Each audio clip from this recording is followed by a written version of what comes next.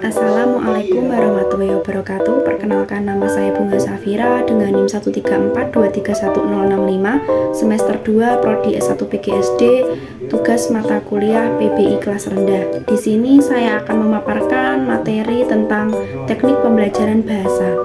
Yang pertama adalah tentang pengertian teknik pembelajaran dalam bahasa.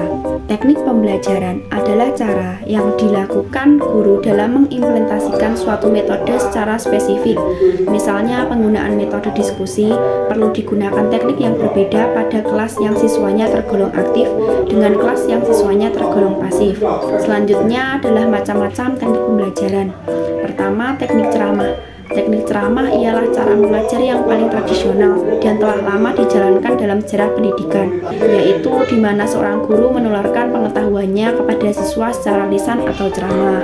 Kelebihan teknik ceramah ialah materi yang diberikan terurai jelas, dan untuk kekurangannya sendiri ialah guru lebih aktif sedangkan murid pasif karena perhatiannya hanya terpusat pada guru saja. Murid seakan diharuskan mengikuti segala apa yang disampaikan oleh guru meskipun murid ada yang bersifat kritis karena guru dianggap selalu benar. Yang kedua adalah teknik diskusi.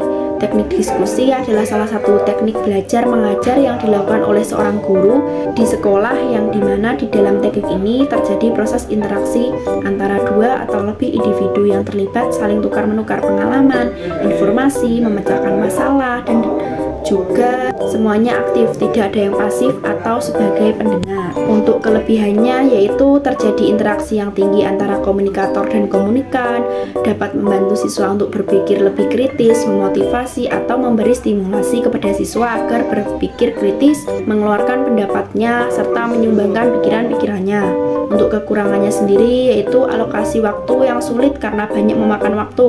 Tidak semua argumen bisa dilayani atau diajukan untuk dijawab. Yang ketiga adalah teknik tanya-jawab. Teknik tanya-jawab adalah suatu cara mengelola pembelajaran dengan menghasilkan pertanyaan-pertanyaan yang mengarahkan siswa memahami materi tersebut. Teknik tanya-jawab akan menjadi efektif bila materi yang menjadi topik bahasan menarik, menantang, dan memiliki nilai aplikasi yang tinggi. Kelebihannya yaitu situasi kelas lebih hidup karena para siswa aktif berpikir dan menyampaikan buah pikirannya melalui jawaban atas pertanyaan guru. Sangat positif untuk melatih anak agar berani mengemukakan pendapatnya dengan lisan secara teratur.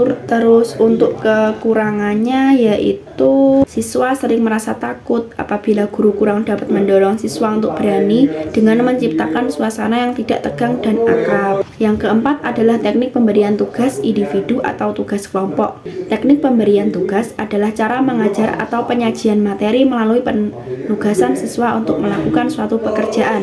Pemberian tugas dapat secara individual atau kelompok. Pemberian tugas untuk setiap siswa atau kelompok dapat sama dan dapat pula berbeda.